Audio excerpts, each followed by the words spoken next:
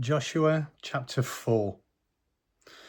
When the whole nation was finally across, God spoke to Joshua.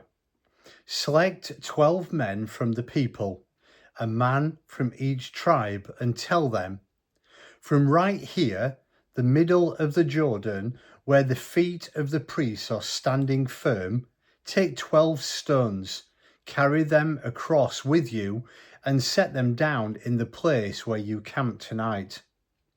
Joshua called out the 12 men who he selected from the people of Israel, one man from each tribe. Joshua directed them, cross to the middle of the Jordan and take your place in front of the chest of God, your God. Each of you heft a stone to your shoulders, a stone for each of your tribes of the people of Israel, so you'll have something later to mark the occasion. When your children ask you, what are these stones for? You'll say, the flow of the Jordan was stopped in front of the chest of the covenant of God as it crossed the Jordan, stopped in its tracks. These stones are a permanent memorial for the people of Israel. The people of Israel did exactly as Joshua commanded.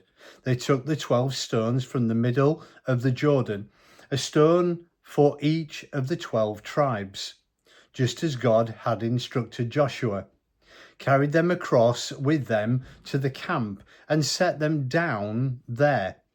Joshua set up the 12 stones taken from the middle of the Jordan that had marked the place where the priests who carried the chest of the covenant had stood. They're still there today.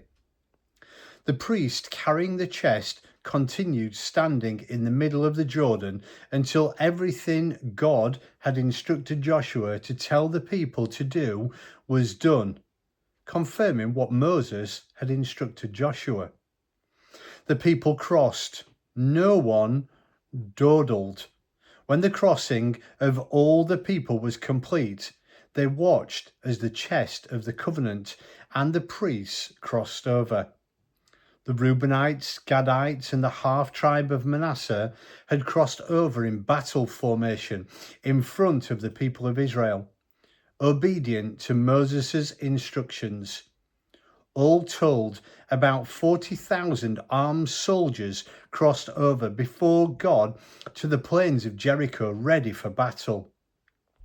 God made Joshua great that day in the sight of all Israel. They were in awe of him, just as they had been in awe of Moses all his life.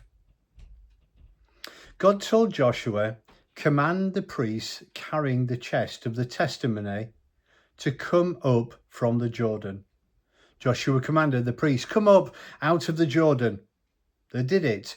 The priests carrying God's chest of the covenant came up from the middle of the Jordan.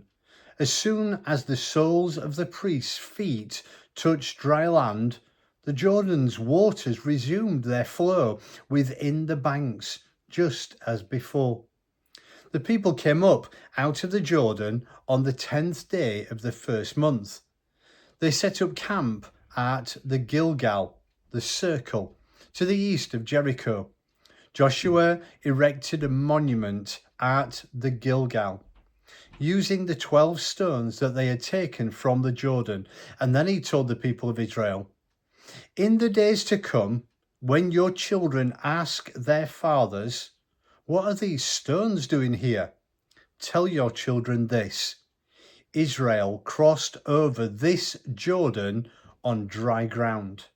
Yes, God, your God, dried up the Jordan's waters for you until you had crossed, just as God, your God, did at the Red Sea, which had dried up before us until we had crossed.